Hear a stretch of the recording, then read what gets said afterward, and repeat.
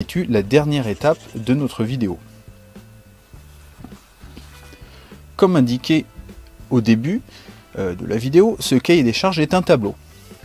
Alors, dans la première colonne, on trouve les repères, c'est-à-dire FP1, FP2, FC1, etc.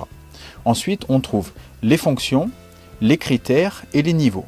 Alors, pour bien comprendre, je vous donne un exemple qui n'a rien à voir avec la console.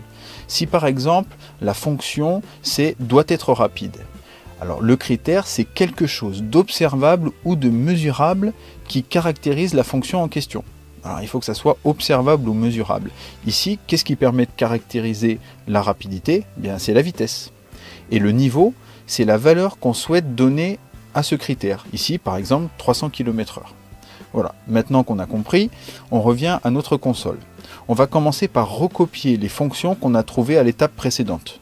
Voilà, vous vous souvenez, là, c'est ce qu'on avait trouvé précédemment. On ne fait que recopier ce qu'on a trouvé précédemment dans le tableau, rien de plus. Et maintenant, pour chaque fonction, on va chercher le ou les critères et les niveaux souhaités en se référant au texte de départ. Vous savez, celui où on explique comment doit être la nouvelle console de jeu. Alors, dans ces cas-là, la fonction principale numéro 1, permettre de jouer aux jeux vidéo sur un écran, eh bien, c'est caractérisé par la qualité d'image et la vitesse de calcul. Et donc, on va choisir les niveaux souhaités. La qualité d'image, il faudra que la console puisse s'adapter au téléviseur, par exemple 4K ou Ultra HD, donc ça devra faire les deux. La vitesse de calcul, là c'est totalement fictif, par exemple une vitesse de processeur de 2 GHz. Alors pour la fonction permettre d'agir sur le jeu vidéo avec les mains. Le critère, ce sont les commandes.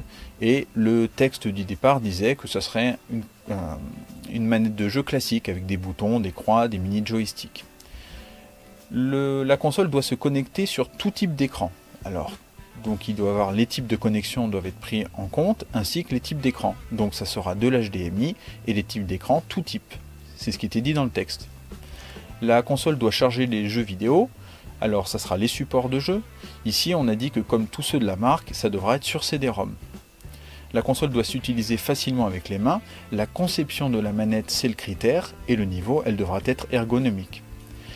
Elle doit s'alimenter en énergie. Les deux critères, c'est la tension électrique et l'énergie électrique. L'énergie électrique et la tension d'alimentation. Donc l'énergie électrique, c'est le secteur EDF qui est disponible dans les maisons et les appartements. Et la tension d'alimentation, le niveau, ça sera la valeur, c'est 230 volts. Ça correspond à l'alimentation domestique.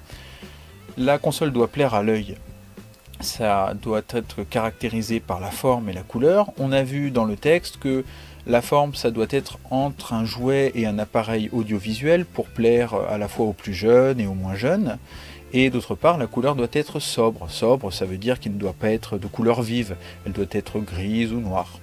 Et enfin, la console doit avoir un prix acceptable. Le critère du prix acceptable, c'est le prix. Et le niveau, on aurait pu donner un prix en euros. Là, il s'agit simplement que ce prix soit comparable à la concurrence. Et bien voilà. On y est arrivé, voilà le cahier des charges fonctionnel de la console de jeux vidéo.